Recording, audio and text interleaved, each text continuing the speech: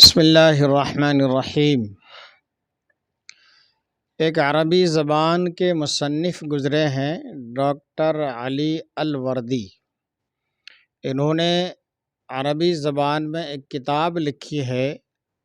لمحات الاجتماعیہ من تاریخ العراق۔ اس کتاب کے اندر ایک واقعہ لکھا ہے اور وہ اس واقعے کا ٹرانسلیٹ بھی ہوا، ترجمہ بھی ہوا کئی زبانوں میں، تو وہ واقعہ منتقل ہوتا ہوا کسی ذریعے سے مجھ تک بھی پہنچا۔ وہ میں اپنے الفاظ میں اس واقعے کو میں آپ تک پہنچانا چاہتا ہوں۔ آپ اس واقعے کو غور سے سنیں اور اس میں کیا بیان کیا گیا ہے اس کے اوپر غور کرنے کی آج ضرورت ہے کہ آج موجودہ وقت میں یہ واقعہ بالکل اس موضوع کے فٹ بیٹھ رہا ہے۔ یہ تقریباً آج سے تقریباً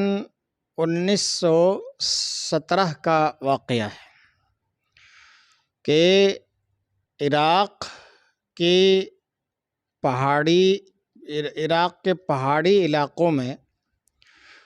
پہاڑی علاقوں کا دورہ کر رہا تھا ایک برطانوی جنرل اسٹانلی مووے۔ یہ برطانوی حکومت کا جنرل تھا، فوج کا جنرل تھا۔ یہ عراق کے پہاڑی علاقوں کا دورہ کرتے ہوئے ایک جگہ پہنچا تو ایک بکری کا چرواہا بکریاں چرا رہا تھا، اور اس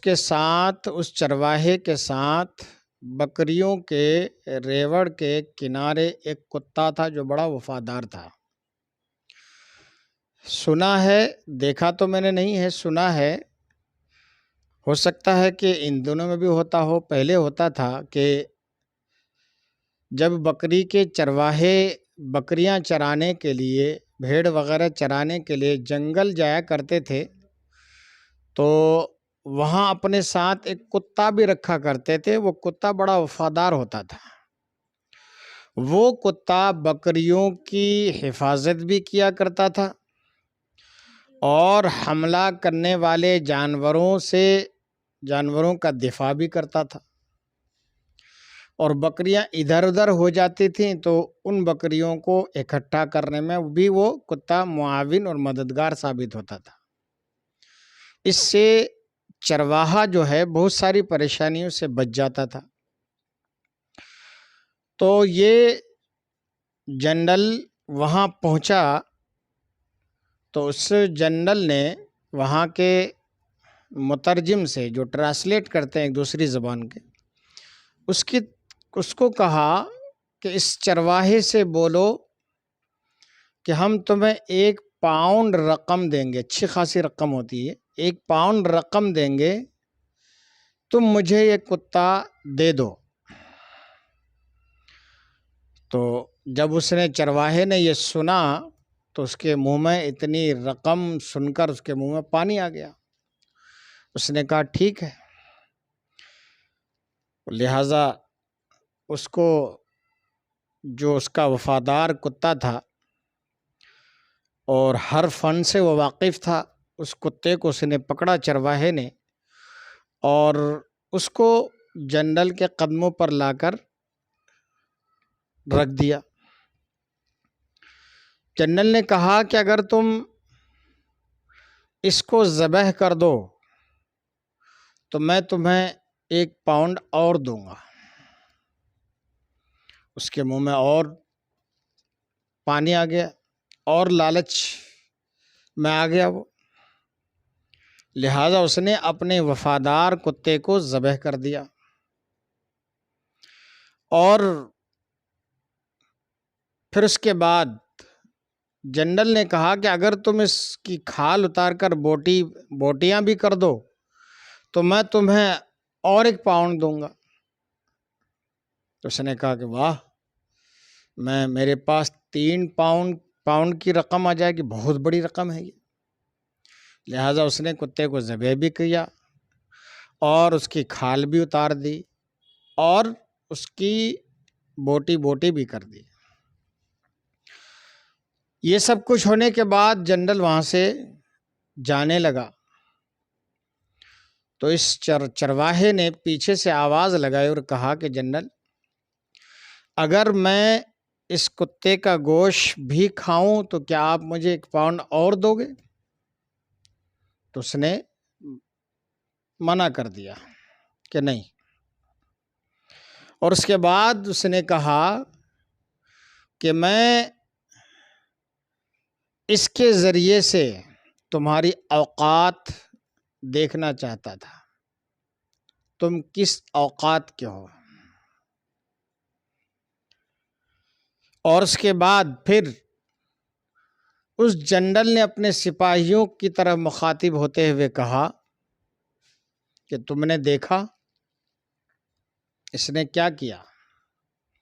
اس نے اپنے ہی محافظ جو اس کی بکریوں کی حفاظت کر رہا تھا، محافظ تھا اور اس کا بڑا وفادار تھا، ساتھی تھا، اس کا ایک طرح دوست ہوتا ہے، سدا ہوا جو سکھائے ہوئے کتے ہوتے ہیں انسان کی طرح ایک طرح سے دوست ہوتے ہیں وہ۔ تو جنرل نے اپنے ساتھیوں سے کہا کہ اس نے اپنے ہی محافظ کو، اپنے ہی وفادار کو ذبح کر دیا، یہاں تک کہ بوٹی بوٹی کر دی، لہٰذا میرے سپاہیوں اس قوم سے ڈرنے کی تمہیں ضرورت نہیں ہے، اس قوم سے تمہیں خوف زدہ ہونے کی ضرورت نہیں ہے، وقت پڑنے پر یہ اپنوں کا ہی گلا کاٹ دیتے ہیں، اور جو قوم اپنی قوم کی وفادار نہ ہو تاریخ میں اس کا نام مٹا دیا جاتا ہے، کبھی وہ بلندی کو وہ قوم چھو نہیں سکتی ہے، ترقی کے راستے پر وہ چل نہیں سکتی ہے۔ اس واقعے کے ذریعے سے آج آپ موجودہ جو حالات ہیں ان حالات کے اوپر غور و فکر کریں، آپ نظر ڈالیں، کیا نہیں ہو رہا ہے آج؟ یہ سب کچھ نہیں ہو رہا ہے۔ آج ہمارے فلسطینی بھائی بہن بچے ذبح کیے جا رہے ہیں، بے دردی کے ساتھ ان کو قتل کیا جا رہا ہے،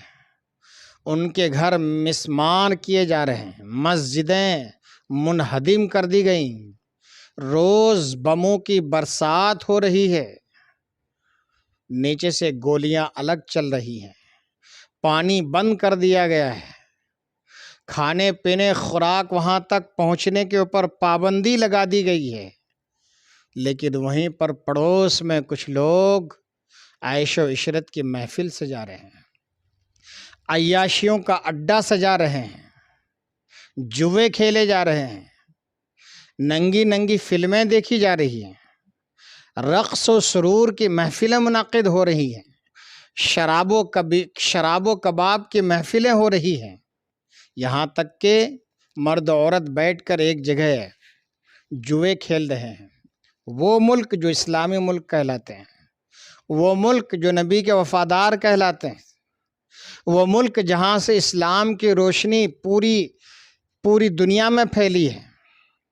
وہ ملک جہاں سے اسلام کا پرچم لہرایا گیا ہے،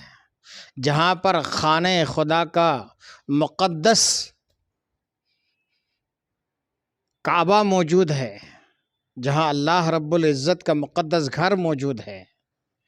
جہاں سے اسلام کی تبلیغ شروع ہوئی ہے، جہاں سے وحدانیت کا پرچم بلند ہوا ہے، آج اسی ملک میں جشن منایا جا رہا ہے ہمارے مسلمان بھائیوں کے قتل پر، اسی ملک میں رقص و سرور کی محفلیں منعقد کی جا رہی ہیں ہمارے بے قصور بھائیوں کے قتل پر۔ آپ نے سنا ہوگا کہ ابھی ایک شخص نے فلسطینیوں کے حق میں عمرہ کرنے والے نے دعا کی تو اس کو گرفتار کر لیا گیا، اس کو زد و کوب کیا گیا، اس کے اوپر سختی کی گئی، طرح طرح کی تکلیفیں دی گئی، یعنی وہاں پر فلسطین کے حق میں دعا کرنا بہت بڑا جرم ہے۔ شراب پینا وہاں جرم نہیں، وہاں حرام کاری کرنا جرم نہیں، وہاں زنا بدفعلی کرنا جرم نہیں، مسجد اقصیٰ کی حفاظت کے لیے دعا کرنا جرم ہے۔ فلسطینی بیچارے اپنے گھر کو بچانے کے لیے نہیں لڑ رہے ہیں، یہ فلسطینی اپنے اہل و عیال کے بچانے کے لیے جنگ نہیں کر رہے ہیں، یہ مسجد اقصیٰ ہمارے قبلے کی حفاظت کے لیے جنگ لڑ رہے ہیں۔ ان بیچاروں کے تو بچے شہید ہو رہے ہیں، ان کی بیویاں بیوہ ہو گئیں، ان کے بیٹے، ان کے ماں باپ شہید ہو گئے، گھر تباہ و برباد کر دیے گئے، وہ تو خود بیچارے اپنی ہتھیلیوں میں اپنی جان لیے پھر رہے ہیں، پھر بھی وہ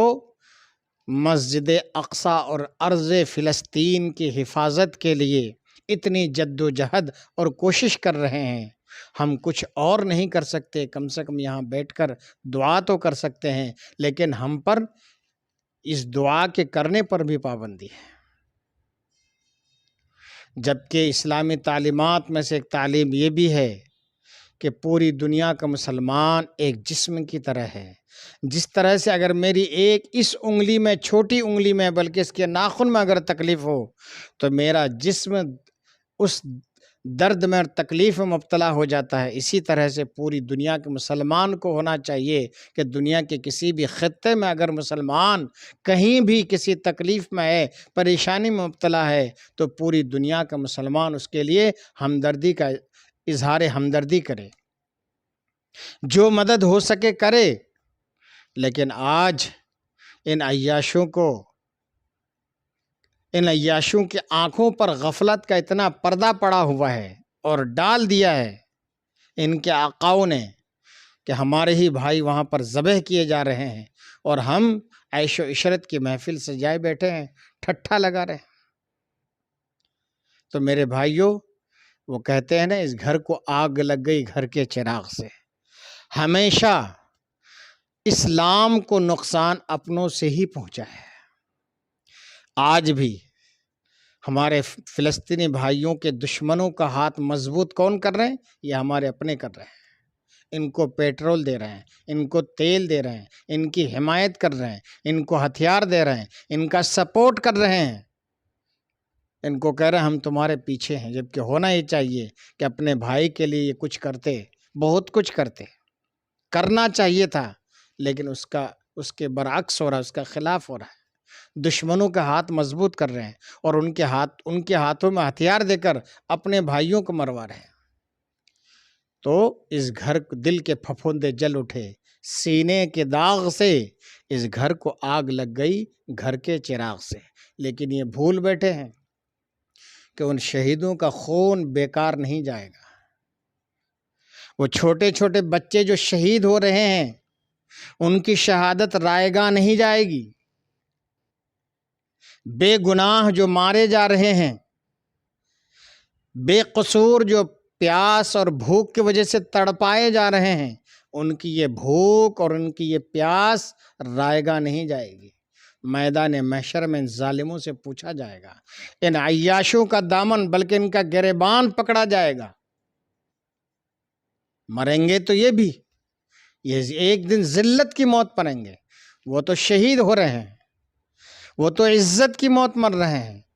ان عیاشوں کو ایک دن ذلت کی موت مارا جائے گا۔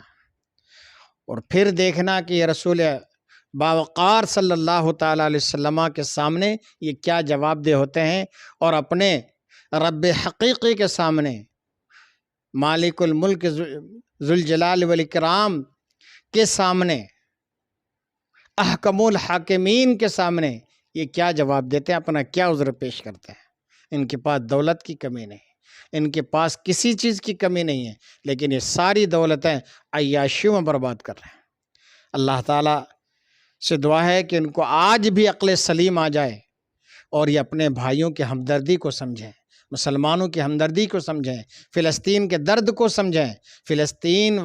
ارض فلسطین کے تقدس کو سمجھیں، مسجد اقصیٰ کے تقدس کو سمجھیں، اور وہاں کے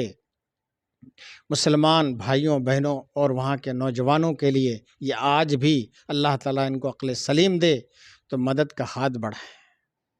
اللہ کی بارگاہ میں دعا ہے کہ اللہ رب العزت خصوصیت کے ساتھ فلسطین کے مسلمانوں کی، فلسطین کی سرزمین کی اور مسجد اقصیٰ کی حفاظت فرمائے، اور جہان بھر کے مسلمانوں کی بھی اللہ تعالیٰ حفاظت فرمائے۔ جہاں بھی مسجدیں ہیں، مدرسے ہیں اور مقدس مقامات ہیں، اللہ تعالیٰ ہر جگہ کی مسجدوں، مدرسوں اور مقدس مقامات کی حفاظت فرمائے، اور ہر خطے کے مسلمانوں کے جان، مال، ایمان، عزت و آبرو کی حفاظت فرمائے۔ آمین ثم آمین۔